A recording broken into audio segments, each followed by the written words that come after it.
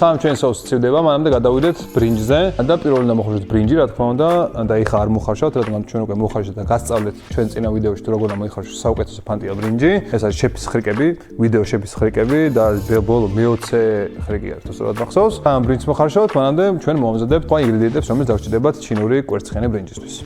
ჩინური კომპოსტო გარეცხეთ და გაჭერეთ შუაზე და დაჭერეთ ძალიან წვრილად, როგორც ვიდეოში ნაჩვენებია. შემდეგ გათალეთ სტაფილო და დახეხეთ წვრილად. ან შეგიძლიათ დაჭრათ კიდეც. გახეხეთ ასევე 2-3 გრამი ჯინჯერი და 1 კვილი ნიორიც. ასევე ჩატეხეთ 1 ცალი კვერცხი პატარა ჯამში, ჩვენ ორგულიანი კვერცხი შეგვხვდა და კარგად ათქვებთ.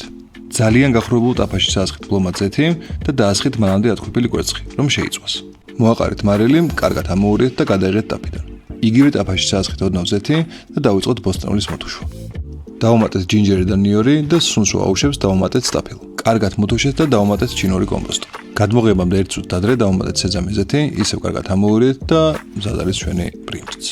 შემდეგ დავუმატეთ კვერცხი, MSG და მარილი და კარგად ამოურიეთ. გადაიტანეთ თქვენთვის სასურველ თეფშზე, მერე მოხალეთ სეზამი და მოაყარეთ თავზე. ესეც ჩვენი ბრინჯი უკვე მზად არის და თუ გიყვართ შეგიძლიათ მწვანე ხახუს მოაყაროთ ზემოთ და ძალიან უხდება და ეხლა გადავიდეთ მთავარი კერძის შეკვრაზე. შევწყვათ ქათამი და მერე დავასხათ სოუსი, რომელიც მანამდე გავაკეთეთ.